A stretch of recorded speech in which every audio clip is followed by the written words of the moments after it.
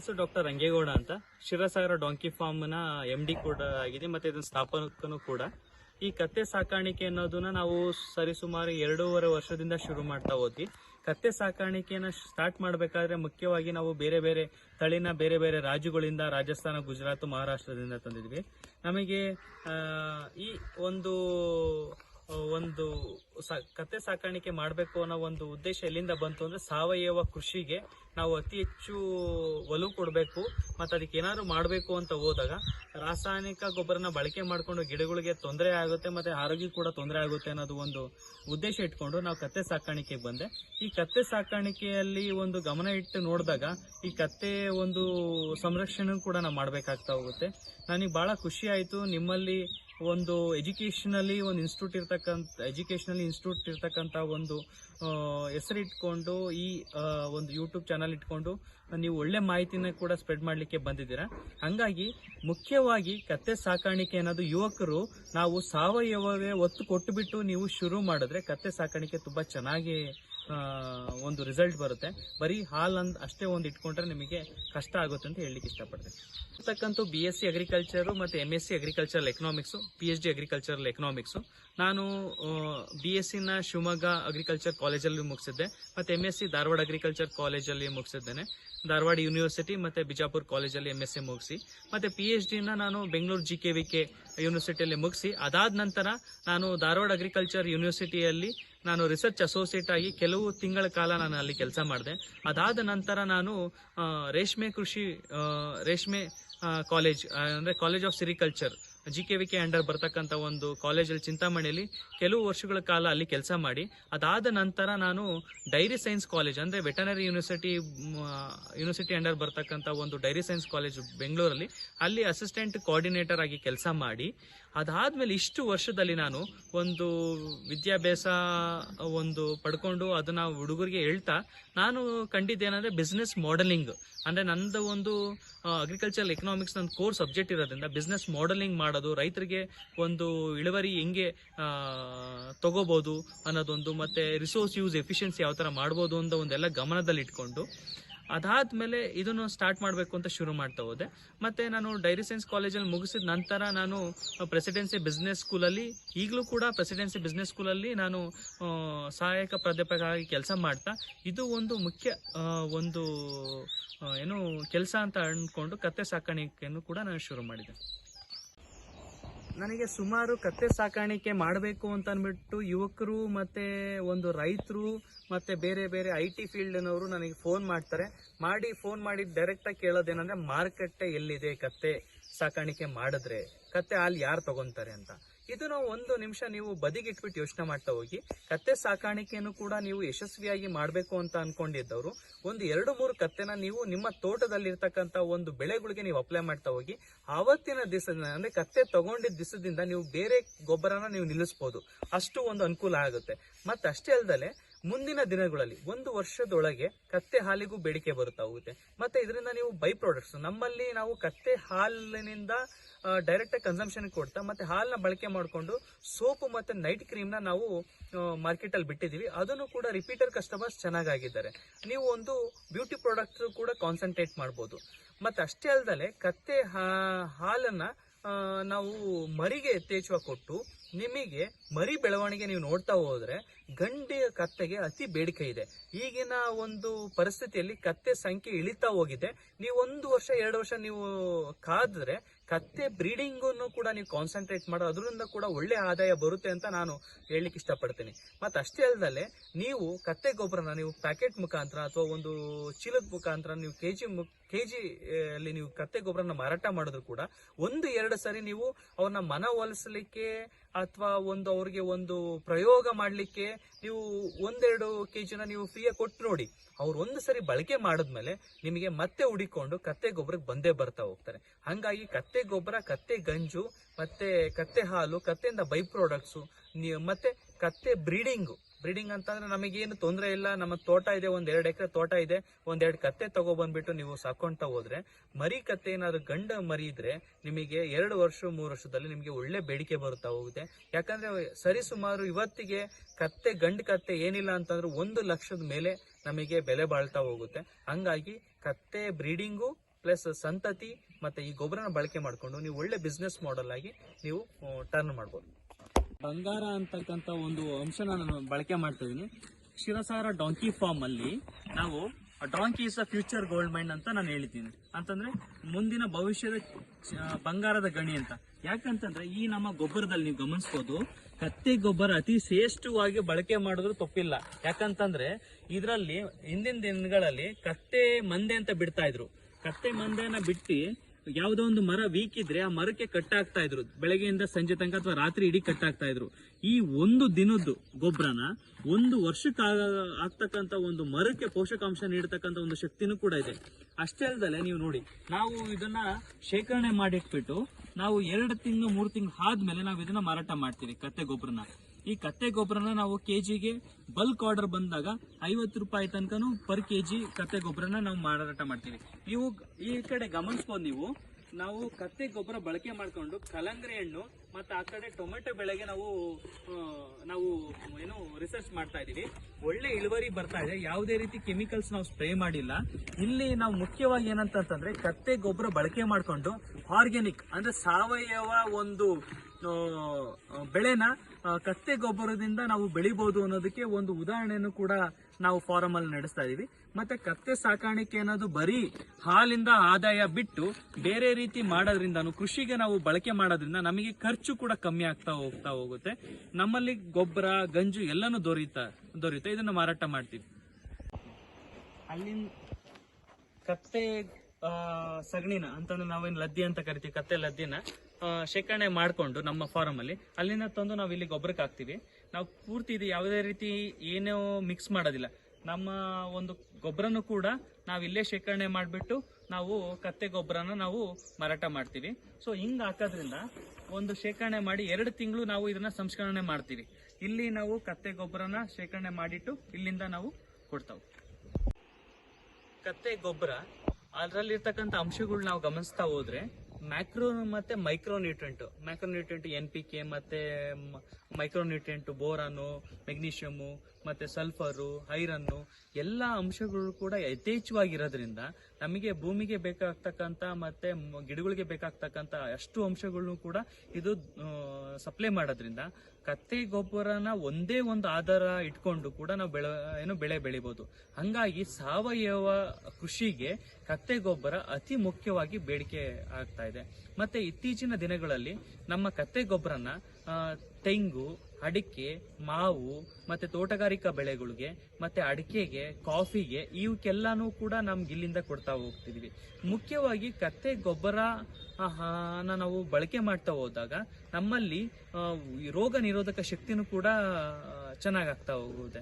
ಮತ್ತೆ ಮುಖ್ಯವಾಗಿ ಬುಡದಿಂದ ಬರ್ತಕ್ಕಂಥ ಒಂದು ರೋಗಗಳನ್ನ ಮತ್ತೆ ಈ ಕೆಲವು ಗಂಜನ್ನು ಕೂಡ ಅಪ್ಲೈ ಮಾಡೋದ್ರಿಂದ ಗಿಡಗಳಿಗೆ ನಮಗೆ ಒಂದು ಸಣ್ಣ ಪ್ರಮಾಣದಲ್ಲಿ ಒಂದು ಪೆಸ್ಟ್ ಡಿಸೀಸಸ್ ನ ಕಂಟ್ರೋಲ್ನ ನಾವು ತಗೋಬಹುದು.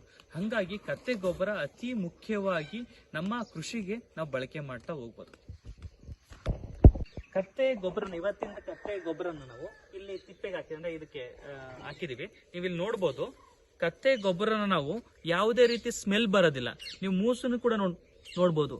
ಅಂದ್ರೆ ಅಷ್ಟು ಕ್ಲೀನ್ ಆಗಿರುತ್ತೆ, ಯಾವುದೇ ರೀತಿ ಒಂದು ಕೆಟ್ಟ ಒಂದು ಸ್ಮೆಲ್ ಬರೋದಿಲ್ಲ.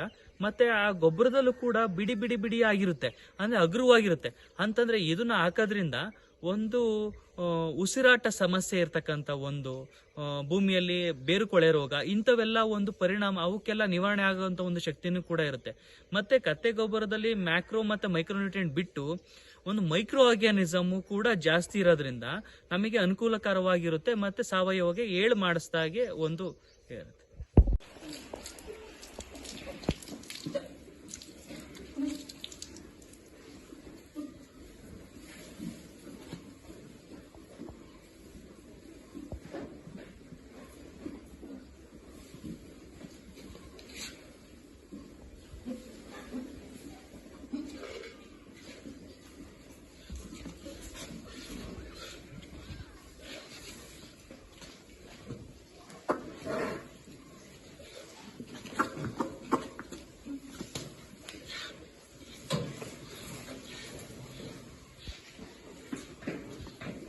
ಕತ್ತೆಯಲ್ಲಿ 2 ಕೆಚ್ಚಲು ಇರುತ್ತೆ. ನಮ್ಮಲ್ಲಿ ಹಾಲು ಕರಿಬೇಕಾದ್ರೆ ಅಂತಂದ್ರೆ ಮರಿ ಇರಲೇಬೇಕು. ಸರಿಸುಮಾರು ಏನಿಲ್ಲ ಅಂತಂದ್ರೂ ನಮಗೆ 200 ml ಇಂದ ಹಿಡಿದು 1 ಲೀಟರ್ ತನಕ ಹಾಲು ಸಿಗ್ತಾ ಹೋಗುತ್ತೆ. ನಮಗೆ ಕತ್ತೆಯಲ್ಲಿ 1 ಲೀಟರ್ ಕೊಡ್ತಕ್ಕಂಥದ್ದು ಅಲಾರಿ ಅಷ್ಟೇ. ಮಿಕ್ಕಿರತಕ್ಕಂಥ ಬೇರೆ ಜಾತಿ ಇರ್ತಕ್ಕಂಥ ಕಾತೆವಾಡಿ ಮತ್ತೆ ಲೋಕಲ್ಲು ಅವೆಲ್ಲ ಬಂದು 1/4 ಲೀಟರ್ ಅಷ್ಟೇ ಕೊಡುತ್ತೆ. ನೀವು ನೋಡ್ಬೋದು ಇಲ್ಲಿ ನಾವು ಹಾಲು ಕರಿಬೇಕಾದ್ರೆ ಬಹಳ ಹುಷಾರಾಗಿ ಸಮಾಧಾನದಿಂದ ಕರಿಬೇಕಾಗತ್ತೆ. ಯಾವುದೇ ರೀತಿ ಈಗ ಕತ್ತೆ ಹಾಲು ಕರಿಬೇಕಾದ್ರೆ ನಾವು ಬೇರೆಯವರ ಒಂದು ಬಂದು ಯಾರಾದ್ರೂ ಬಂದ್ರೂ ಕೂಡ ಹಾಲು ವ್ಯತ್ಯಾಸ ಆಗುವಂತ ಚಾನ್ಸಸ್ ಕೂಡ ಇರುತ್ತೆ. ಹಾಗಾಗಿ ಆದಷ್ಟು ಹುಷಾರಾಗಿ ನಾವು ಸಮಾಧಾನದಿಂದ ಕರಿಬೇಕಾಗುತ್ತೆ. ಕತ್ತೆ ಹಾಲನ್ನ ತಾಯಿ ಎದೆ ಹಾಲಿಗೆ ಸರಿ ಸಮನಾಗಿ ಹೋಲಿಕೆ ಮಾಡ್ತಾರೆ. ಯಾಕಂದ್ರೆ ಇದರಲ್ಲಿ ಇರ್ತಕ್ಕಂಥ ಪೋಷಕಾಂಶ ತಾಯಿ ಎದೆ ಹಾಲಲ್ಲಿ ಇರ್ತಕ್ಕಂಥ ಪೋಷಕಾಂಶ ಎರಡೂ ಸರಿ ಸಮನಾಗಿರ್ತಕ್ಕಂಥ ಒಂದು ಉದ್ದೇಶದಿಂದ ಹಲವಾರು ರಿಸರ್ಚ್ ಪೇಪರ್ ಎವಿಡೆನ್ಸ್ ಕೂಡ ಹೇಳಿದೆ ಕತ್ತೆ ಹಾಲು ತಾಯಿ ಎದೆ ಹಾಲಿಗೆ ಸರಿ ಸಮನಾಗಿ ಹೋಲಿಕೆ ಆಗುತ್ತೆ ಅಂತ ಅಂದ್ಬಿಟ್ಟು. ಮತ್ತೆ ಯುರೋಪ್ ಅಲ್ಲಿ ಈ ಡೈರಿ ಅಲರ್ಜಿಕ್ ಅಂತಂದ್ರೆ ಈ ನಮ್ಮ ಹಸುವಿನ ಏನ ಅಲರ್ಜಿ ಆಗುತ್ತೆ ನೋಡಿ, ಲ್ಯಾಕ್ಟೋಸ್ ಟಾಲರೆನ್ಸ್ ಅಂತ ಇಂಟಾಲರೆನ್ಸ್ ಅಂತವ್ರು ಕೂಡ ಕತ್ತೆ ಹಾಲು ಕುಡಿಸಬಹುದು. ಯಾವುದೇ ಆಗ್ಲಿ ಹಾಲು ಕರಿಬೇಕಾದ್ರೆ ಆದಷ್ಟು ಹೈಜಿನಿಕ್ ಇರಬೇಕಾಗುತ್ತೆ. ಅದಕ್ಕೆ ಆದಂತ ಒಂದು ಸಪರೇಟ್ ಒಂದು ಜಾಗನು ನಾವು ನಿಗದಿ ಮಾಡಿದೀವಿ. ಯಾಕಂದ್ರೆ ಇಲ್ಲಿ ನೀವು ನೋಡ್ಬೋದು, ಇದು ಕತ್ತೆ ಹಾಲು ಕರಿಲಿಕ್ಕೆ ಅಂತ ನಾವೊಂದು ಸಪರೇಟ್ ಕಂಪಾರ್ಟ್ಮೆಂಟ್ ಮಾಡ್ಕೊಂಡಿದೀವಿ. ಅದ್ ಎದುರುಗಡೆ ಮರಿಗಳನ್ನ ನಾವು ಬಿಡ್ತಾ ಹೋಗ್ತೀವಿ. ಉಳಿಕೆ ಆದಂತ ಮರಿಗಳನ್ನ ಆ ಕಡೆ ಇದಾವೆ, ಮತ್ತೆ ಮರಿಗಳ್ನು ಕೂಡ ಆ ಕಡೆ ಇದೆ. ಇಲ್ಲಿ ಮುಖ್ಯವಾಗಿ ಯಾರು ಕರಿತಿರ್ತಾರೋ ರೆಗ್ಯುಲರ್ ಅವರೇ ಕರೆದ್ರೆ ಉತ್ತಮ. ಬೇರೆಯೊಬ್ರು ಹೊಸೊಬ್ರು ಬಂದ್ರು ಕೂಡ ಕತ್ತೆ ಹಾಲಲ್ಲಿ ಇಳುವರಿ ವ್ಯತ್ಯಾಸ ಆಗ್ತಾ ಹೋಗುತ್ತೆ. ಏನಂತಂದ್ರೆ ಕತ್ತೆ ಒಂದು ಅತಿ ಸೂಕ್ಷ್ಮ ಪ್ರಾಣಿ. ಈ ನಾಟಿ ಹಸು ಯಾವ ತರ ಇರುತ್ತೋ ಅದೇ ರೀತಿ ಕತ್ತೆ ಕೂಡ ಕತ್ತೆ ತಾಯಿ ಮತ್ತೆ ಮರಿ ಎರಡು ಜೊತೆಗಿದ್ರೆ ಮಾತ್ರ ಹಾಲು ಬರುತ್ತಾ ಹೋಗುತ್ತೆ. ಒಂದು ದಿವಸ ಮರಿ ಏನಾದ್ರು ಇಲ್ಲ ಅಂತ ಗೊತ್ತಾಯ್ತು ಅಂದ್ರೆ ನೆಕ್ಸ್ಟ್ ದಿವಸದಿಂದ ಕತ್ತೆ ಹಾಲು ಸಿಗೋದಿಲ್ಲ. ಇದು ಒಂದು ಮುಖ್ಯವಾಗಿ ನೀವು ನೆನ್ಪಿಟ್ಕೋಬೇಕಾಗತ್ತೆ. ಮತ್ತೆ ಕತ್ತೆ ಹಾಲು ಕರೆದ ತಕ್ಷಣ ನಾವು ಆದಷ್ಟು ಹೈಜಿನಿಕ್ ಆಗಿ ಸಪರೇಟ್ ಬಾಟಲ್ ಅಲ್ಲಿ ಪ್ಯಾಕ್ ಮಾಡಿಬಿಟ್ಟು ಶೇಖರಣೆ ಮಾಡ್ತಾ ಹೋಗ್ಬೋದು. ಕತ್ತೆ ಹಾಲಲ್ಲಿ ನೀವು ಬೇರೆ ಹಸುವಿನ ಹಾಲಿಗೆ ಗಮನಿಸಿದ್ರೆ ಇದು ಸ್ವಲ್ಪ ತೆಳ್ಳೋಗಿರುತ್ತೆ, ಆದಷ್ಟು ಎಳೆನೀರು ಗಂಜಿ ತರ ಇರುತ್ತೆ. ಮತ್ತೆ ಇದರಲ್ಲಿ ಅಂಶನೂ ಕೂಡ ತಾಯಿ ಎದೆ ಹಾಲಿಗೆ ಸರಿ ಸಮನಾಗಿರ್ತಕ್ಕಂಥ ಒಂದು ಅಂಶನೂ ಕೂಡ ಇದರಲ್ಲಿ ಒಳಗೊಂಡಿರುತ್ತೆ. ಮತ್ತೆ ಯುರೋಪಿಯನ್ ಸ್ಟಡೀಸ್ ಅಂದ್ರೆ ಯುರೋಪ್ ದೇಶದಲ್ಲಿರ್ತಕ್ಕಂಥ ರಾಜ್ಯದಲ್ಲಿ ಇಲ್ಲಿ ಬಳಕೆ ಮಾಡ್ತಾ ಇರೋದೇನಂತಂದ್ರೆ ಒಂದು ಈ ಅಲರ್ಜಿಕ್ ಇರ್ತಕ್ಕಂಥ ಒಂದು ಡೈರಿ ಅಲರ್ಜಿಕ್ ಇರ್ತಕ್ಕಂಥವ್ರು ಕತ್ತೆ ಹಾಲನ್ನ ಕನ್ಸಂಪ್ಷನ್ ಮಾಡಬಹುದು. ನೀವು ನೋಡ್ಬೋದು ಇಲ್ಲಿ ಇದನ್ನ ನಾವು ಅಲಾರಿ ಕತ್ತೆ ಹಾಲಿಂದ ಕರೆದಿರ್ತಕ್ಕಂಥ ಹಾಲು ಕೂಡ ಮತ್ತೆ ಆದಷ್ಟು ತೆಳುವಾಗಿರುತ್ತೆ ಇದು ಹಾಲು ಕೂಡ. ಹಾಲಲ್ಲಿ vitamin A, vitamin B, C, D ಈ ಅಂಶ ಕೂಡ ಇರುತ್ತೆ.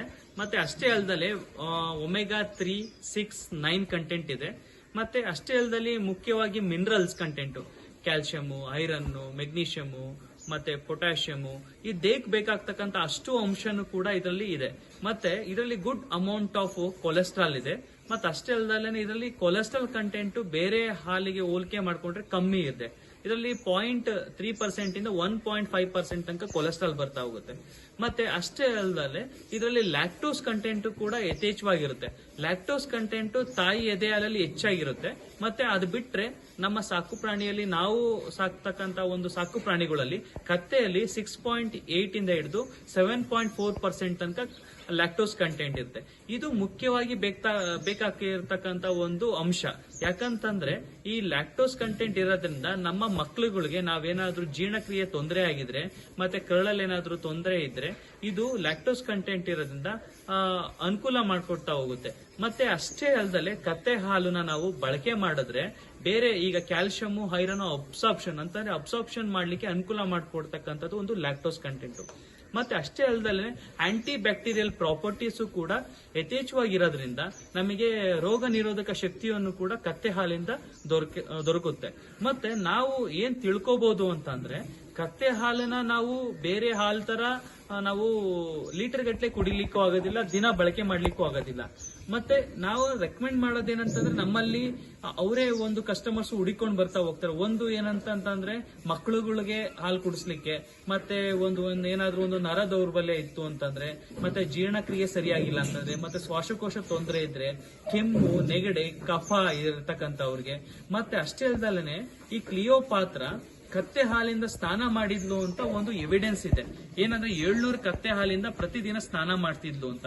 ಯಾಕಂದ್ರೆ ಇದರಲ್ಲಿ ಇರ್ತಕ್ಕಂತ ಒಂದು ಅಂಶ ಆಂಟಿ ಬ್ಯಾಕ್ಟೀರಿಯಲ್ ಪ್ರಾಪರ್ಟಿ ಚರ್ಮ ರೋಗಕ್ಕೂ ಕೂಡ ಅನುಕೂಲಕರವಾಗಿ ಪರಿಣಾಮಕಾರಿಯಾಗಿ ಸಹಾಯ ಮಾಡುತ್ತೆ. ಹಂಗಾಗಿ ಹಲವಾರು ಇದಕ್ಕೆ ಮತ್ತೆ ಇತ್ತೀಚಿನ ದಿನಗಳಲ್ಲಿ ನಮ್ಮಲ್ಲಿ ಬರ್ತಕ್ಕಂಥ ಬೇಡಿಕೆ ಕತ್ತೆ ಹಾಲು, ಕತ್ತೆ ಗಂಜುನು ಕೂಡ ಈ ಯಾವುದೇ ಒಂದು ಈ ಡ್ರಗ್ ಅಡಿಕ್ಟ್ ಆಗಿರ್ತಕ್ಕಂಥ ಒಂದು ಯಾವುದೇ ಒಂದು ಪ್ರತಿಯೊಂದು ಇದಕ್ಕೆ ಅಡಿಕ್ಟ್ ಆಗಿರ್ತಕ್ಕಂಥ ಅದನ್ನ ಒಂದು ಬೇರ್ಪಡಿಸೋದಕ್ಕೆ ಇದನ್ನ ಕತ್ತೆ ಹಾಲನ್ನು ಕೂಡ ಅವರು ತಗೊಂಡು ಹೋಗ್ತಾರೆ. ಹಂಗಾಗಿ ಕತ್ತೆ ಹಾಲು ಬೇರೆ ಬೇರೆ ಒಂದು ಕಾಯಿಲೆಗೆ ಒಂದು ಪರಿಣಾಮಕಾರಿಯಾಗಿದೆ. ನಾವು ರಿಸರ್ಚ್ ರಿಪೋರ್ಟ್ ಅಂತ ಇಂಟರ್ನ್ಯಾಷನಲ್ ಡೈರಿ ಜರ್ನಲ್ ರಿಪೋರ್ಟ್ಸ್ ಕೆಲವು ಹೇಳ್ತಾ ಹೋಗಿದೆ. ಅದರಲ್ಲಿ ಕೂಡ ನಮ್ಮ ಕತ್ತೆ ಹಾಲಿನಿಂದ ನಾವು ಬಳಕೆ ಮಾಡ್ತಾ ಹೋದ್ರೆ ಕೆಲವು ಭಾಗದಲ್ಲಿ ಸ್ಟೇಜಸ್ 1 to ಕ್ಯಾನ್ಸರ್ ಕೂಡ ಅಲ್ಲಿ ಕ್ಯಾನ್ಸರ್ ಕಾಸಿಂಗ್ ಆರ್ಗ್ಯಾನಿಸಮ್ ಕೂಡ ಅದನ್ನ ಡಿಫೈನ್ ಮಾಡಿದೆ ಅಂತ ಒಂದು ಕೂಡ ಎವಿಡೆನ್ಸ್ ಇದೆ. ಹಂಗಾಗಿ ನಮ್ಮ ಭಾರತದಲ್ಲಿ ಅಲ್ಲಿ ಇಲ್ಲಿ ಕೆಲವು ಒಂದೆರಡು ರಿಸರ್ಚ್ ಪೇಪರ್ ಇದಾವೆ ಬಿಟ್ರೆ, ಬಟ್ ಔಟ್ ಆಫ್ ನಮ್ಮ ಭಾರತ ಬಿಟ್ರೆ ಬೇರೆ ರಾಜ್ಯಗಳಲ್ಲಿ ಇದರಲ್ಲಿ ಕೆಲವು ರಿಸರ್ಚ್ ಎವಿಡೆನ್ಸ್ ಕೂಡ ನಮಗೆ ನೋಟಿಸ್ ಆಗಿದೆ. ಕತ್ತೆ ಹಾಲಲ್ಲಿ ಆಂಟಿ ಬ್ಯಾಕ್ಟೀರಿಯಲ್ ಪ್ರಾಪರ್ಟೀಸ್ ಹೆಚ್ಚಾಗಿರೋದ್ರಿಂದ ನಮಗೆ ರೋಗ ನಿರೋಧಕ ಶಕ್ತಿಯನ್ನು ಹೊಂದಿರುತ್ತೆ ಅಂತ.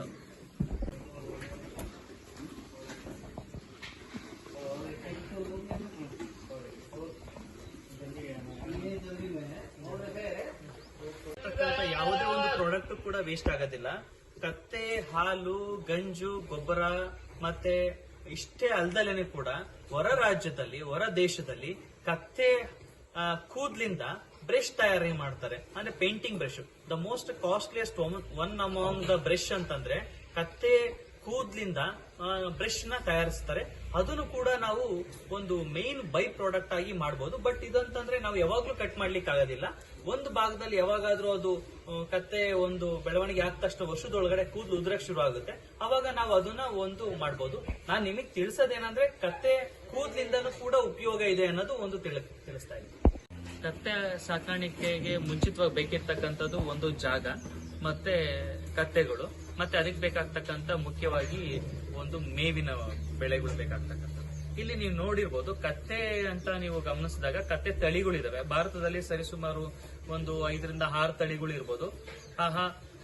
ರಾಜ್ಯಕ್ಕೆ ಸಂಬಂಧಪಟ್ಟಿದ್ದ ಲೋಕಲ್ ಕೂಡ ನಾವು ಅಂತ ಹೇಳ್ತೀವಿ, ನಾಟಿ ಅಂತ.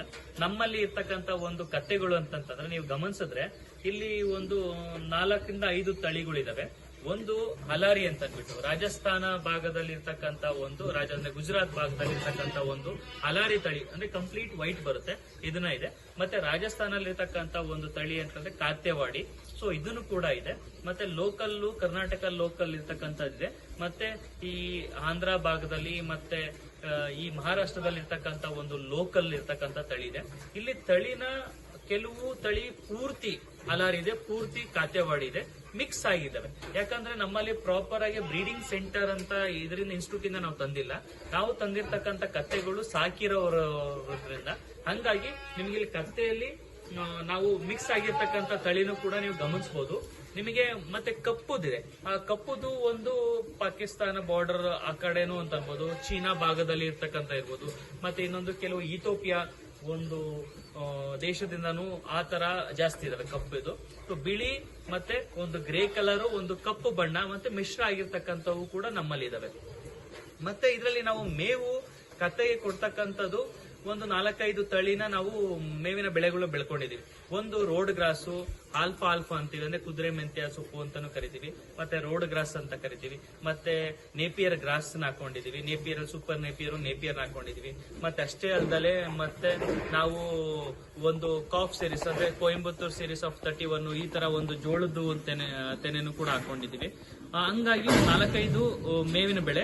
ಅಷ್ಟೇ ಅಲ್ಲದೆ ಒಣ ಮೇವು ಅಂತ ಅಂದ್ಬಿಟ್ಟು ನಾವು ರಾಗಿ ಕಡ್ಡಿ ಕೊಡ್ತೀವಿ, ಮತ್ತೆ ಕಡಲೆ ಬಳ್ಳಿ ಕೊಡ್ತೀವಿ, ಅಂದ್ರೆ ಶೇಂಗಾ ಬಳ್ಳಿ ಕೊಡ್ತೀವಿ. ಮತ್ತೆ ಅದಾದ್ಮೇಲೆ ಇಲ್ಲಿ ಲೋಕಲ್ ಮೆಕ್ಕೆಜೋಳದ್ದು ಯಾವುದೇ ರೀತಿ ಕೆಮಿಕಲ್ ಸ್ಪ್ರೇ ಮಾಡಿಲ್ದಿರತಕ್ಕಂತ ಒಂದು ಹುಲ್ಲನ್ನ, ಒಣ ಹುಲ್ಲನ್ನು ನಾವು ಕೊಡ್ತಾ ಹೋಗ್ತೀವಿ. ಇಲ್ಲಿ ಹಸಿ ಹುಲ್ಲು, ಒಣ ಹುಲ್ಲು, ನಾವು ಅರ್ಧ ಅಂತಂದ್ರೆ 50% ಪ್ರಮಾಣದಲ್ಲಿ ಕೊಟ್ರೆ ಉತ್ತಮ ಅಂತ ನಾನು ಹೇಳ್ತೀನಿ. ಯಾಕಂತಂದ್ರೆ ಪೂರ್ತಿ ಪ್ರಮಾಣ ಒಣ ಹುಲ್ಲು ಕೊಡಂಗಿಲ್ಲ, ಪೂರ್ತಿ ಪ್ರಮಾಣ ಹಸಿ ಹುಲ್ಲು ಕೊಡಂಗಿಲ್ಲ. ಇದು ನಾವು ಕೊಡ್ತಕ್ಕಂಥದ್ದು ರಾತ್ರಿ ಮತ್ತೆ ಬೆಳಗಿನ ಜಾವ. ಮಿಕ್ಕಿದ ಹೊರ್ತು ಬೆಳಗ್ಗೆ 10 ಗಂಟೆಯಿಂದ ಸಂಜೆ 5 ಗಂಟೆ ತನಕ ನಾವು ಹೊರಗಡೆ ಮೇಯಿಸ್ತಾ ಹೋಗ್ತೀವಿ. ಹೊರಗಡೆ ಮೇಯಿಸೋದ್ರಿಂದ ಅವಕ್ಕೆ ಬೇಕಾಗ್ತಕ್ಕಂಥ ಒಂದು ಪೋಷಕಾಂಶ ಇರ್ತಕ್ಕಂಥ ಅವಕ್ಕೆ ಇಷ್ಟವಾದಂತ ಹುಲ್ಲನ್ನ ಹೊರಗಡೆ ತಿನ್ನೋದ್ರಿಂದ, ಅಂದ್ರೆ ಬೆಟ್ಟದ ಸಾಲ ಆಗಿರ್ಬೋದು ಮತ್ತೆ ಒಂದು ಬಯಲು ಪ್ರದೇಶ ಆಗಿರ್ಬೋದು, ಇಲ್ಲಿ ಮೇಯಿಸೋದ್ರಿಂದ ಅವು ಒಂದು ಆಕ್ಟಿವಿಟೀಸು ಚೆನ್ನಾಗಿರ್ತಾ ಹೋಗುತ್ತೆ. ಮತ್ತೆ ಅದರದ್ದು ಅವು ಬೇಕಾಗ್ತಕ್ಕಂಥ ಅಂಶನೂ ಕೂಡ ಅಲ್ಲಿ ಸಿಗ್ತಾ ಹೋಗುತ್ತೆ. ಮತ್ತೆ ನಿಮಗೆ ಗೊತ್ತಿರ್ಬೋದು, ಕತ್ತೆ ಹಾಲಲ್ಲಿ ಅತಿ ಪೋಷಕಾಂಶ ಇರತಕ್ಕಂಥದ್ದು, ಮತ್ತೆ ಗೊಬ್ಬರದಲ್ಲೂ ಇರ್ತಕ್ಕಂಥದ್ದು, ಗಂಜಿನಲ್ಲೂ ಇರ್ತಕ್ಕಂಥದ್ದು. ಈ ಒಂದು ಸಾಕು ಪ್ರಾಣಿಗಳಲ್ಲಿ ಫೀಡ್ ಕನ್ವರ್ಷನ್ ರೇಷಿಯೋದಲ್ಲಿ ಹೋಲಿಕೆ ಮಾಡ್ಕೊಂತ ಹೋದ್ರೆ ಈ ಹಂದಿ ಒಂದು ಪ್ರಾಣಿ ಮತ್ತೆ ಅದಾದ್ಮೇಲೆ ಕತ್ತೆನೂ ಕೂಡ ಅತಿ ಹೆಚ್ಚು ಅಂದ್ರೆ ಸರಿಸುಮಾರು 95% ಅಷ್ಟು ಫೀಡ್ ಟು ಕನ್ವರ್ಷನ್ ರೇಷಿಯೋ ಮಾಡ್ಕೊಳ್ಳೋ ಒಂದು ಕೆಪಾಸಿಟಿ ಇರುತ್ತೆ. ಮತ್ತೆ ಇದರಲ್ಲಿ ಕಾಯಿಲೆ ಅಂತ ಬಂದಾಗ ಕತ್ತೆಯಲ್ಲಿ ನಮಗೆ ಇದರಲ್ಲಿ ನಾವು ಮೇವು ಅತಿ ಹೆಚ್ಚಾಗಿ ಕೊಟ್ಟಾಗ, ಹಸಿ ಮೇವು ಜಾಸ್ತಿ ಕೊಟ್ಟಾಗ ಅಥವಾ ಪ್ರತಿ ಒಣ ಮೇವು ಕೊಟ್ಟಾಗ ಮತ್ತೆ ಇದರಲ್ಲಿ ಗ್ಯಾಸ್ಟ್ರೆಟಿಕ್ ಪ್ರಾಬ್ಲಮ್ಸ್ ಆಗ್ತಾ ಹೋಗುತ್ತೆ, ಕೋಲಿಕ್ ಅಂತ ಕರಿತೀವಿ. ಆ ಟೈಮಲ್ಲಿ ನಾವು ಒಂದ್ ಸ್ವಲ್ಪ ಹುಷಾರಾಗಿ ಗಮನ ಇಟ್ಕೊಂಡು ನಾವು ಅದಕ್ಕೆ ಒಂದು ಮೆಡಿಸಿನ್ ಆಗಿ ಕೊಡ್ಬೋದು. ಇಲ್ಲ ಅಂತಂದ್ರೆ ನಾವು ಅವಾಗ ಒಂದು ಫೀಡ್ ಅಲ್ಲಿ ಬದಲಾವಣೆ ಮಾಡ್ಕೊಂತ ಹೋಗ್ಬೋದು. ಮುಖ್ಯವಾಗಿ ನೆಕ್ಸ್ಟ್ ಬರ್ತಾ ಹೋಗ್ತಕ್ಕಂಥದ್ದು ಮತ್ತೆ ಈ ಟೆಟನಸ್ ಅಂತ ಒಂದು ವೈರಸ್ ಬರುತ್ತೆ. ಈ ವೈರಸ್ ಗಮನ ಹೆಂಗ್ ಬರುತ್ತೆ ಅಂತ ನಾವ್ ಹೆಂಗ್ ಗುರುತಿಸಬಹುದು ಅಂದ್ರೆ, ಹಿಂದ್ಗಡೆ ಕಾಲು ಕತ್ತೆ ಕಾಲಲ್ಲಿ ಹಿಂದ್ಗಡೆ ಇಟ್ಕೊಳೋದು ಮತ್ತೆ ಅದು ಒಂದು ಕುಂಟ್ತಾ ನಡೀತಾ ಹೋಗುತ್ತೆ. ಅದನ್ನ ಗಮನಿಸಬೇಕು. ನಾವು ಎಡಭಾಗದಲ್ಲಿ ಅಥವಾ ಹಿಂದ್ಗಡೆ ಕಾಲು ಕುಂಟದು ಶುರು ಆಯ್ತು ಅಂತಂದ್ರೆ ನಾವು ಇದು ಯಾವುದೋ ಒಂದು ಟೆಟನಸ್ ಇರ್ಬೋದು ಅನ್ನೋ ಒಂದು ಊಹೆ. ಮತ್ತೆ ಅಷ್ಟೇ ಅಲ್ಲದೆ ಅದರಲ್ಲಿ ಫೀಡಿಂಗು ಕಮ್ಮಿ ಆಗ್ತಾ ಹೋಗುತ್ತೆ, ಮತ್ತೆ ಆಕ್ಟಿವಿಟೀಸ್ ಕಮ್ಮಿ ಆಗ್ತಾ ಹೋಗುತ್ತೆ, ಮತ್ತೆ ಮಲಗಿದ್ರೆ ಎದ್ದೊಳಕ್ ಸಾಧ್ಯ ಆಗೋದಿಲ್ಲ. ಈ ಒಂದು ಗಮನ ಬಂದಾಗ ನಾವು ಅದನ್ನ ಟೆಟನಸ್ ನ ನಾವು ವರ್ಷಕ್ಕೆ 2 ಬಾರಿ ಅಥವಾ 1 ಬಾರಿನೂ ಕೂಡ ವ್ಯಾಕ್ಸಿನೇಷನ್ ಮಾಡಿಸಬಹುದು. ಇಲ್ಲಿ ಬರೋಕ್ಕಿಂತ ಮುಂಚಿತವಾಗಿ ನಾವು ಗಮನ ಇಟ್ಕೋಬೇಕು. ಏನಾದ್ರು ಬಂದ ಮೇಲೆ ಅದ್ರ ಟ್ರೀಟ್ಮೆಂಟ್ ಬಹಳ ಕಷ್ಟ ಆಗುತ್ತೆ. 3 ರಿಂದ 4 ದಿವಸದಲ್ಲಿ ಕತ್ತೆ ತೀರ್ಕೊಳ್ಳೋ ಒಂದು ಪರಿಸ್ಥಿತಿನೂ ಕೂಡ ಬರ್ತಾ ಹೋಗುತ್ತೆ. ಮತ್ತೆ ಅಷ್ಟೇ ಅಲ್ಲದೆ ಕತ್ತೆನ ಜಾಸ್ತಿ ಹೊತ್ತು ನೀವು ಮಳೆಯಲ್ಲಿ ನೆನೆಲಿಕ್ಕೆ ಬಿಡಬಾರ್ದು. ಬಿಟ್ರು ಕೂಡ ಅದಕ್ಕೆ ಯಾವುದೇ ರೀತಿ ಗಾಯ ಆಗದೇ ರೀತಿ ನೋಡ್ಕೊಂತ ಹೋಗ್ಬೇಕು.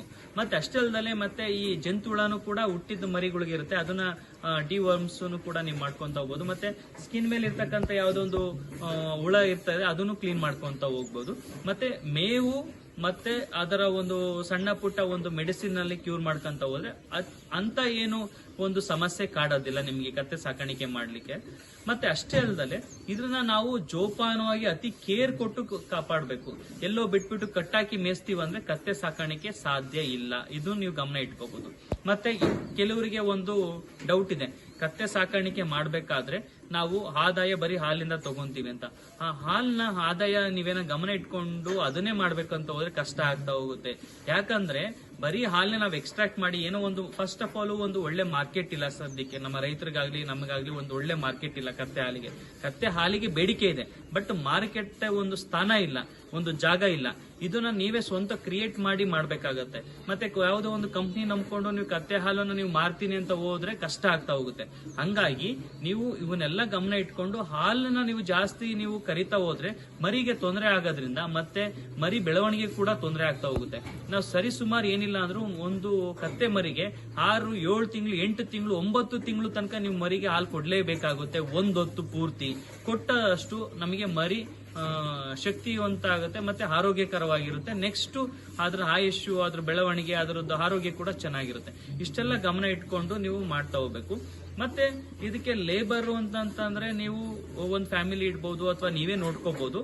ನಾನು ಎಲ್ಲರೂ ನನಗೆ ಪ್ರಶ್ನೆ ಕೇಳೋದೇನಂತಾನೆ, ಮಾರ್ಕೆಟ್ ಇಲ್ಲ, ಹಾಲಿಗೆ ಏನ್ ಮಾಡ್ಬೇಕು? ಹಾಲನ್ನ ಒಂದ್ ಸ್ವಲ್ಪ ದಿವಸ ಸಪರೇಟ್ ಸೈಡ್ ಆಗಿಡಿ. ಗೊಬ್ಬರ ಗಂಜು ಬಗ್ಗೆ ನೀವು ಕಾನ್ಸಂಟ್ರೇಟ್ ಮಾಡ್ಬೋದು. ಗೊಬ್ಬರ ಗಂಜು ನೀವೇನೇನು ಅತಿ ಹೆಚ್ಚು ನೀವು ಅದನ್ನ ಬೇಡಿಕೆ ಇದೆ ಬಳಕೆ ಮಾಡಿದ್ರೆ ನಮಗೆ ಇಳುವರಿಯಲ್ಲಿ ಸರಿಸುಮಾರು 20 ರಿಂದ 30% ಇಳುವರಿ ಅತಿ ಹೆಚ್ಚಾಗಿ ಕತ್ತೆ ಗೊಬ್ಬರ ಮತ್ತೆ ಗಂಜಿನಿಂದ ಬರುತ್ತೆ. ಇದು ಇಷ್ಟೊಂದು ನೀವು ಗಮನ ಇಟ್ಕೊಂಡು ನೀವು ಮಾಡ್ಬೇಕಾಗುತ್ತೆ. ನಾವು ಕತ್ತೆ ಗೊಬ್ಬರ ಬಳಕೆ ಮಾಡಿಕೊಂಡು ನಮ್ಮ ಕ್ಷೀರಸಾರ ಡಾಂಕಿ ಫಾರ್ಮ್ ಅಲ್ಲಿ ನಾವು ಬೇರೆ ಬೇರೆ ಬೆಳೆಗಳಿಗೆ ಕೂಡ ನಾವು ಪ್ರಯೋಗ ಮಾಡ್ತಾ ಇದೀವಿ. ಇದರಲ್ಲಿ ನಾವು ಕಳೆದ ಬಾರಿ ರೇಷ್ಮೆ ಮತ್ತೆ ಇದು ಶೇಂಗಾ ಬೆಳೆಗೆ ಮತ್ತೆ ತೊಗರಿ ಬೆಳೆಗೆ ಮತ್ತೆ ಹಲವಾರು ಬೆಳೆಗಳಿಗೆ ನಾವು ಪ್ರಯತ್ನ ಪಟ್ವಿ, ಟ್ರೈ ಮಾಡಿದ್ವಿ, ಚೆನ್ನಾಗೇ ಬಂತು. ಈ ಬಾರಿ ನಾವು ಟೊಮೆಟೊ ಮತ್ತೆ ಕಲ್ಲಂಗಡಿ ಹಣ್ಣಿಗೆ ನಾವು ಕೈ ಹಾಕಿದೀವಿ. ಈ ಸರಿನೂ ಕೂಡ ನೀವು ನೋಡ್ತಾ ಹೋಗ್ಬೋದು, ಕತ್ತೆ ಗೊಬ್ಬರದಿಂದ ಬಳಕೆ ಮಾಡಿಕೊಂಡು ನಾವಿಲ್ಲಿ ಏನು ಕಲ್ಲಂಗಡಿ ಹಣ್ಣನ್ನ ಬೆಳೀತಾ ಇದೀವಿ. ಇಲ್ಲಿ ಬೆಳೆದಿರ್ತಕ್ಕಂಥ ಒಂದು ಅಂಶದಲ್ಲಿ ನಮಗೆ ಈಗ ಕಾಯಿ ಬಿಡ್ತಾ ಹೋಗಿದೆ. ಇಲ್ಲಿ ಹೂವಿನ ಕೂಡ ಚಿಗುರ್ತಾ ಇದೆ. ಹೂವಿಂದ ಕಾಯಿ ಕಟ್ಟುವಿಕೆ ಕೂಡ ಜಾಸ್ತಿ ಆಗಿದೆ. ಮತ್ತೆ ಈ ಪರಿಸ್ಥಿತಿಯಲ್ಲಿ ಕತ್ತೆ ಗೊಬ್ಬರ ಬಳಕೆ ಮಾಡೋದು ಬಿಟ್ಟು ಬೇರೆ ಯಾವುದೇ ರೀತಿ ನಾವು ಮಾಡಿಲ್ಲ. ಹಂಗಾಗಿ ನಮಗೆ ಮುಖ್ಯವಾಗಿ ಪೆಸ್ಟ್ ಡಿಸೀಸಸ್ ಕೂಡ ಕಂಟ್ರೋಲ್ ಆಗ್ತಾ ಇದೆ. ನೀವಿಲ್ಲಿ ನೋಡ್ಬೋದು, ಕತ್ತೆ ಗೊಬ್ಬರ ಬಳಕೆ ಮಾಡಿಕೊಂಡು ನಾವು ಕಲ್ಲಂಗಡಿ ಹಣ್ಣು ಕೂಡ ಬಿಡ್ತಾ ಹೋಗಿದೆ. ಆದ್ರೂ ಇನ್ನ ಚಿಕ್ಕದಾಗಿದೆ. ದೊಡ್ಡದು ಬಂದಾಗನು ಕೂಡ ನಿಮಗೆ ವಿಡಿಯೋದಲ್ಲಿ ತೋರಿಸ್ತಾ ಹೋಗ್ತೀನಿ. ಮುಖ್ಯವಾಗಿ ಕತ್ತೆ ಗೊಬ್ಬರನ ಬಳಕೆ ಮಾಡ್ಕೊಂಡು ಹಣ್ಣಿನ ಬೆಳೆಯಲು ಕೂಡ ನಾವು ಯಶಸ್ವಿ ಆಗ್ಬೋದು ಅನ್ನೋ ಒಂದು ಉದ್ದೇಶ ಇಟ್ಕೊಂಡು ನಾವು ಇದನ್ನ ಪ್ರಯತ್ನ ಪಡ್ತಾ ಇದ್ದೀವಿ. ಕತ್ತೆ ಗೊಬ್ಬರ ಬಳಕೆ ಮಾಡಿಕೊಂಡು ನಾವು ಟೊಮೆಟೊ ಬೆಳೆಯನ್ನು ಕೂಡ ಎಕ್ಸ್ಪೆರಿಮೆಂಟ್ ಮಾಡಿದ್ವಿ. ಇಲ್ಲಿ ಬಂದಿರತಕ್ಕಂಥ ಇಳುವರಿ ತುಂಬಾ ಚೆನ್ನಾಗಿ ಬಂದಿದೆ. ನಮ್ಮಲ್ಲಿ ಗಮನಿಸಿದ್ರೆ ಯಾವುದೇ ರೀತಿ ನಾವು ಕೆಮಿಕಲ್ಸು ಪೆಸ್ಟಿಸೈಡ್ ಹೊಡೆದಿಲ್ಲ. ಆದ್ರೂ ಕೂಡ ನಮ್ಮಲ್ಲಿ ಕತ್ತೆ ಗೊಬ್ಬರದಿಂದ ಇಳುವರಿ ತುಂಬಾ ಚೆನ್ನಾಗಿ ಬಂದಿದೆ. ನಿಮಗೆ ಟೊಮೆಟೊನು ಕೂಡ ತೋರಿಸ್ತಾ ಹೋಗ್ತೀನಿ. ಇಲ್ಲಿ ಮುಖ್ಯವಾಗಿ ಟೊಮೆಟೊ ಬೆಳೆಗೆ ನಮ್ಮಲ್ಲಿ ಫಂಗಲ್ಲು ಮತ್ತೆ ಬ್ಯಾಕ್ಟೀರಿಯಲ್ ಡಿಸೀಸಸ್ ಜಾಸ್ತಿ ಕಾಡುತ್ತೆ. ಆದ್ರೂ ಕೂಡ ನಾವು ಕತ್ತೆ ಗಂಜುನ ಮತ್ತೆ ಕತ್ತೆ ಗಂಜನ್ನ ನಾವು ಸ್ಪ್ರೇ ಮಾಡ್ತೀವಿ. 15 ದಿವಸಕ್ಕೆ ಒಂದ್ಸರಿ ನಾವು ಸ್ಪ್ರೇ ಮಾಡೋದ್ರಿಂದ ಅದರಲ್ಲಿ ಹೂವಿನಿಂದ ಹಣ್ಣು ಕಟ್ಟುವಿಕೆ ಚೆನ್ನಾಗುತ್ತೆ. ಮತ್ತೆ ಕೀಪಿಂಗ್ ಕ್ವಾಲಿಟಿ ನೀವಿಲ್ಲಿ ನೋಡ್ಬೋದು. ಕತ್ತೆ ಗೊಬ್ಬರದಿಂದ ಬೆಳೆದಿರ್ತಕ್ಕಂಥ ಒಂದು ಟೊಮೆಟೊ ಬೆಳೆ ಇಲ್ಲಿ ಇಳುವರಿನೂ ಕೂಡ ನಮಗೆ ಗೊಂಚಲಾಗಿ ಟೊಮೆಟೊ ಹಣ್ಣು ಬಿಡ್ತಾ ಹೋಗಿದೆ. ಹಂಗಾಗಿ ನಾವು ಕತ್ತೆ ಗೊಬ್ಬರನ ನಾವು ಟೊಮೆಟೊ ಬೆಳೆಗೆ ಅಥವಾ ತರಕಾರಿ ಬೆಳೆಗೆ ಅಪ್ಲೈ ಮಾಡಿದ್ರೆ ಅತಿ ಹೆಚ್ಚಾಗಿ ಇಳುವರಿನೂ ಕೂಡ ತಗೋಬಹುದು. ನಾವು ಇಲ್ಲಿ ಹಾಕಿರ್ತಕ್ಕಂಥ ಒಂದು ಅಂಶ ಏನಂತಂದ್ರೆ ಒಂದು 1/4 kg ಒಳಗಡೆ ಒಂದು ಗಿಡಕ್ಕೆ ಕೊಟ್ಟಿದೀವಿ ನಾವು ಟೊಮೆಟೊ ಬೆಳೆಗೆ. ಹಂಗಾಗಿ ಇಲ್ಲಿ ತನಕ ನಾವು 1.5 ಎಕರೆಗೆ ನಾವು ಸರಿಸುಮಾರು ಒಂದು 45 ಟನ್ನನ್ನ ನಾವು ಆಲ್ರೆಡಿ ಕಾಯಿ ಬಿಡಿಸಿದೀವಿ. ನಾವು ಇನ್ನ ಒಂದು ತಿಂಗಳು ತನಕ ನಮಗೆ ಕಾಯಿ ಬರೋ ಒಂದು ಚಾನ್ಸಸ್ ಕೂಡ ಇದೆ. ಹಂಗಾಗಿ ಸೈಜ್ ಆಗಿರ್ಬೋದು ಅಥವಾ ಒಂದು ಕೀಪಿಂಗ್ ಕ್ವಾಲಿಟೀಸ್ ಆಗಿರ್ಬೋದು, ಕತ್ತೆ ಗೊಬ್ಬರದಿಂದ ಬೆಳೆದಿರ್ತಕ್ಕಂಥದ್ದು ಚೆನ್ನಾಗಿ ನಮಗೆ ಒಂದು ರಿಸಲ್ಟ್ ಕೊಟ್ಟಿದೆ. ಹೇಳ್ತೀರಾ? ಗೊಂಚಾಗಿ ನಮ್ಮಲ್ಲಿ ಕಾಯಿ ಬಿಡ್ತಾ ಹೋಗುತ್ತೆ. ಯಾಕಂತಂದ್ರೆ ನಮಗೆ ಹಣ್ಣು ಕಟ್ಟದೆ ಹೂವು ಉಳ್ಕೊಂಡ್ರೆ ಅಷ್ಟು ಹೂವನ್ನು ಉಳ್ಕೊಂಡಷ್ಟು ನಮಗೆ ಹಣ್ಣು ಕಟ್ತಾ ಹೋಗುತ್ತೆ. ಹಂಗಾಗಿ ಹೂ ಉದುರುವಿಕೆಯನ್ನು ಕೂಡ ಕಮ್ಮಿ ಆಗ್ತಾ ಹೋಗಿದೆ. ಯಾಕಂದ್ರೆ ಇದರಲ್ಲಿ boron content, copper content, zinc content ಯಥೇಚ್ಛವಾಗಿರೋದ್ರಿಂದ ಕತ್ತೆ ಗೊಬ್ಬರದಲ್ಲಿ ನಮ್ಮಲ್ಲಿ ಉದುರುವಿಕೆ ಮತ್ತೆ ಕಾಯಿ ಒಡ್ಕೊಳೋದು ಕೂಡ ಕಮ್ಮಿ ಆಗಿದೆ. ಇದರಲ್ಲಿ ಸೆಲೆಕ್ಷನ್ ಮಾಡೋಂಥದ್ದು ಏನಿಲ್ಲ ಸರ್, ಬಂದಿರೋದು ಅಷ್ಟನ್ನು ಕೂಡ ನಾವು ನಮ್ಮ ಮಾರ್ಕೆಟಿಗೆ ಕೊಡ್ಬೋದು. ಹಂಗಾಗಿ ಕತ್ತೆ ಗೊಬ್ಬರ ಅತಿ ಮುಖ್ಯವಾಗಿ ನಾವು ಬಳಕೆ ಮಾಡ್ಬೋದು. ನಮ್ಮಲ್ಲಿ ಕತ್ತೆ ಹಾಲು ಮತ್ತೆ ಗೊಬ್ಬರ ಬಿಟ್ಟು ಗಂಜುನು ಮಾರಾಟ ಮಾಡ್ತೀವಿ. ನಾವು ಮುಖ್ಯವಾಗಿ ಡೈರೆಕ್ಟ್ ಆಗಿ ಕತ್ತೆ ಗಂಜಲನ್ನ ಡೈರೆಕ್ಟ್ ಆಗಿ ಈ ಬಕೆಟಿಗೆ ಹಿಡಿತಾ ಹೋಗ್ತೀವಿ. ಹಿಡಿದ ನಂತರ ನಾವು ಬಾಟಲ್ಸ್ ಅನ್ನ ಮಾಡಿ ಮಾರಾಟ ಮಾಡ್ತೀವಿ. ನೀವು ನೋಡ್ಬೋದು, ಕತ್ತೆ ಗಂಜಲನ್ನ ನಾವು ಹಿಡ್ದಿರೋದು ಇದಕ್ಕೆ ನಾವು ಬಾಟಲ್ಗೆ ಹಾಕ್ತಾ ಹೋಗ್ತೀವಿ. ಈ ಕತ್ತೆ ಗಂಜಲನ್ನ ನಾವು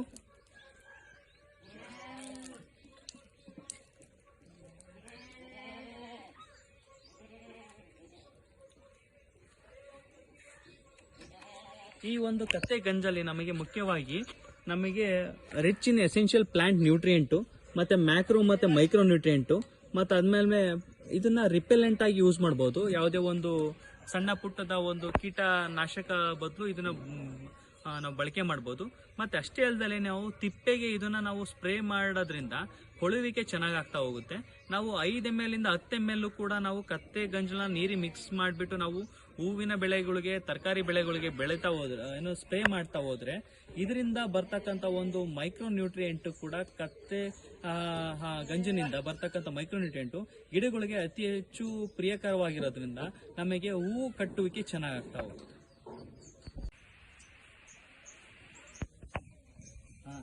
ನಮ್ಮಲ್ಲಿ ಕತ್ತೆ ಹಾಲು 1/4 ಲೀಟ್ರು, ಅರ್ಧ ಲೀಟ್ರು, 1 ಲೀಟ್ರು ಕೂಡ ನಾವು ಮಾರಾಟ ಮಾಡ್ತೀವಿ.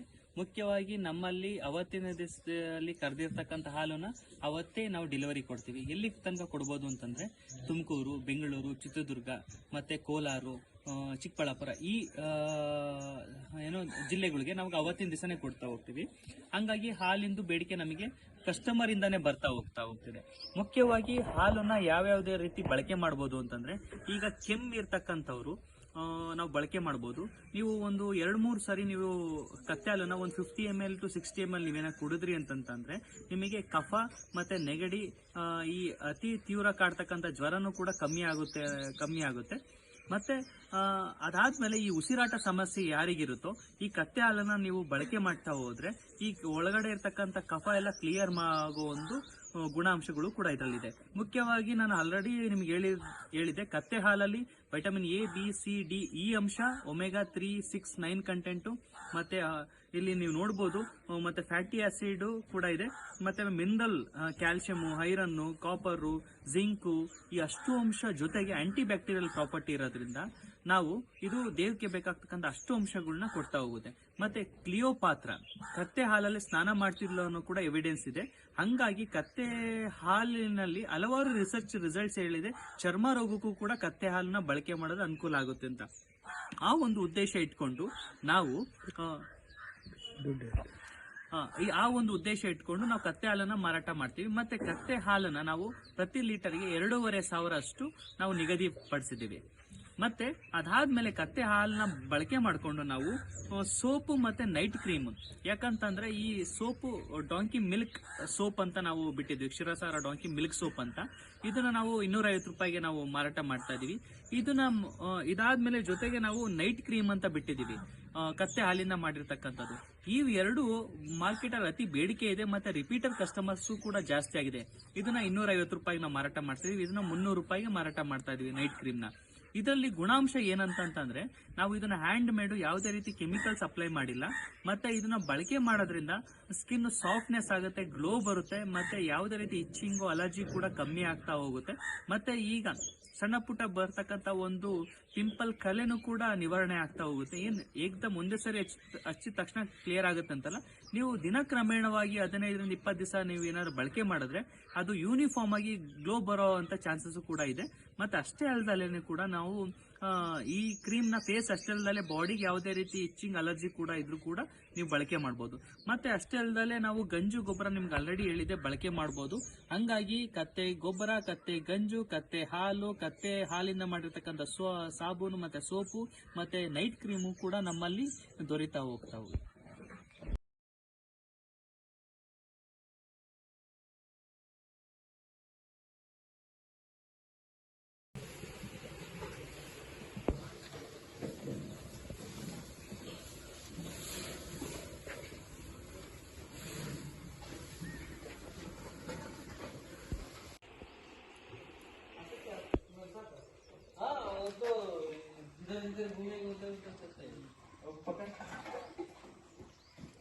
गर्म होता क्या? हाँ, बहुत कल दिक्कत किया था।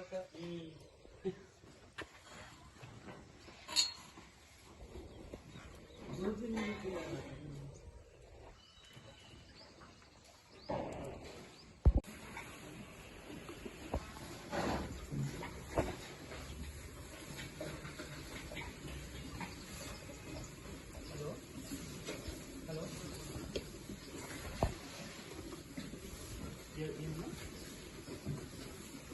ಹೌದಮ್ಮ, ಹೌದಮ್ಮ, ಮೂಗ್ ಮೇಲೆ ಕೆನ್ನೆ ಮೇಲೆ ಇರ್ತಕ್ಕಂಥದ್ದಲ್ವಾ? ಹೌದು, ಯಾವ ಊರಮ್ಮ? ಕೋಲಾರ?